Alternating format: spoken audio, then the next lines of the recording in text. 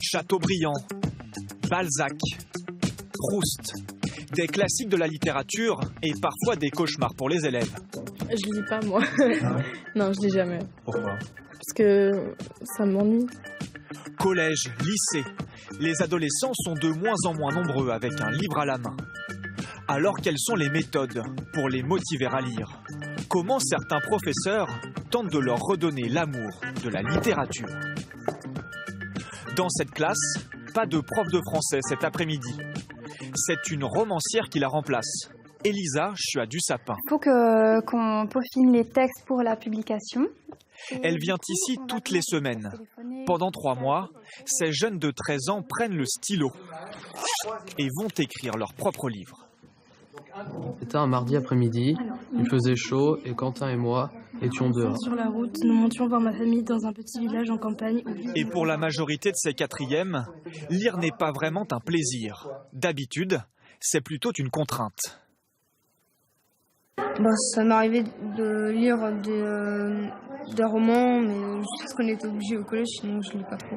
Qu'est-ce qui te fait peur dans un roman? Non, mais moi je me passe par rapport à leur taille et si c'est écrit plus ou moins gros. Le défi d'Elisa Chua-du-Sapin, encourager ces jeunes à redécouvrir la lecture. Aujourd'hui, on est dans des activités où tout va très vite, finalement. On parle de cette génération zapping. Et lire un texte long, ardu, qui demande des heures, ne serait-ce que pour peut-être rentrer dans une narration compliquée, c'est quelque chose qui se perd et qui pourtant est fondamental, je crois. Un combat encore difficile à gagner. Quand j'étais petit, je lisais des BD, ça m'amusait. Mais maintenant que j'ai mon portable, je vais surtout sur le portable, sur la console.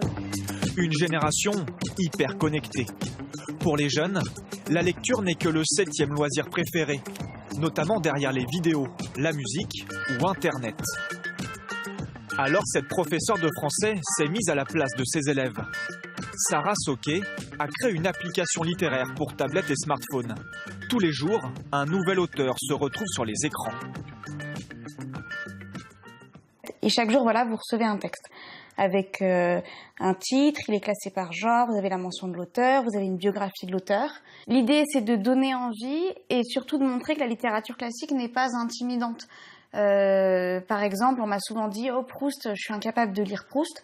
Dans l'application, vous avez au moins 4 ou 5 extraits de Marcel Proust. C'est des textes courts qui sont drôles. Des extraits d'œuvres classiques, 20 lignes maximum. Et pour dénicher ces textes, hors de question de surfer sur Internet. Cette passionnée 2.0 est habituée des bibliothèques. Elle sait quelle œuvre va plaire.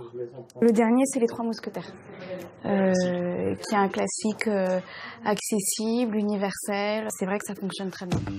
Dans cette bataille pour faire lire les jeunes, ces 2 professeurs ont décidé, elles aussi, de ne pas baisser les bras et de donner de la voix. Mais il faut penser à articuler, parler doucement. Maëlys était bien dans le rôle. Dernière répétition pour leurs élèves de première. Leur pièce de théâtre met en scène des personnages de romans qu'ils ont lus cette année. Martin Page, Un diable au monde. Ça vous arrive de vous imaginer en autre chose que vous-même? Moi, mon rêve, c'est de devenir un calife. Pour ces professeurs, ça fait vraiment... oser et surprendre est une méthode clé pour inciter leurs élèves à lire. Et puis également quand tu vas aux tables. Je crois que les élèves le diraient aussi. C'est vraiment en passant par tous ces projets qu'on va créer de la motivation, de l'envie, du goût, du plaisir. Et c'est absolument essentiel pour moi. Enfin, moi, c'est le cœur de mon métier, certainement. Et le pari est réussi.